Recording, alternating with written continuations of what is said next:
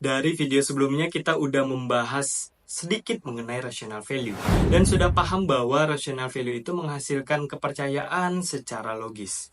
Nah, kepercayaan inilah yang membuat orang-orang mau menggunakan jasa kita ataupun memilih kita. Lalu, bagaimana sih caranya membuat rational value? Ya, pertama kita mulai dengan buat personal brand positioning dulu. Untuk itu, yang perlu kita tentukan ada 3 hal, yaitu market kategori, segmentasi, dan unique value proposition.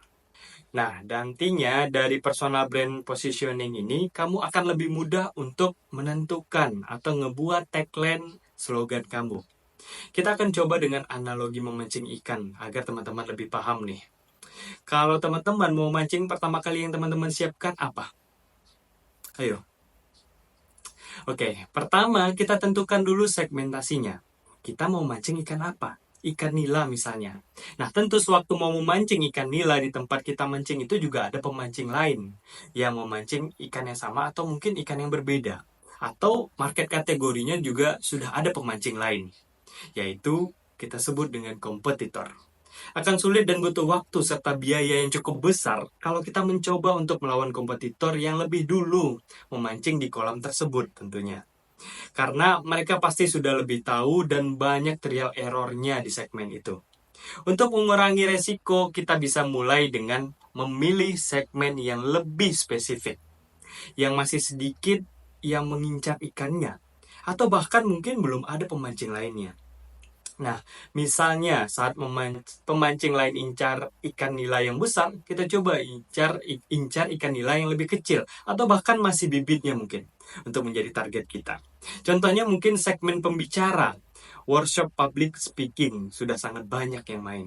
Kita bisa memilih yang lebih spesifik lagi, misalnya seperti pembicara public speaking untuk pelajar atau mahasiswa.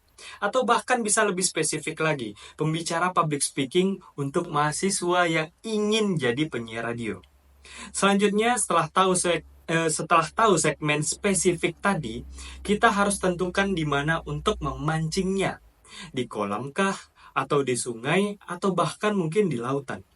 Tentunya kolam tempat memancing ini harus sesuai dengan ikan apa yang ingin kita cari. Nah, kolam ini kita sebut sebagai market kategori. Lalu, kalau memancing yang nggak lupa kita siapkan adalah umpannya. Dalam hal ini, harus mempertimbangkan umpan apa yang harus kita pakai agar menarik minat ikan nila yang ingin kita pancing tadi. Tentunya, ikan nila besar berbeda makanannya dengan ikan nila yang lebih kecil. Inilah yang disebut dengan UVP atau Unique Value Proposition.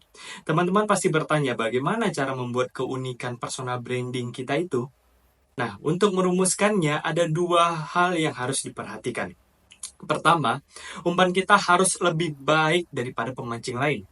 Kedua, umpan harus disukai oleh target ikan yang kita incar tentunya.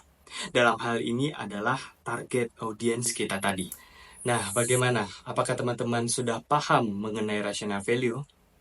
Kalau udah, sampai jumpa di video selanjutnya.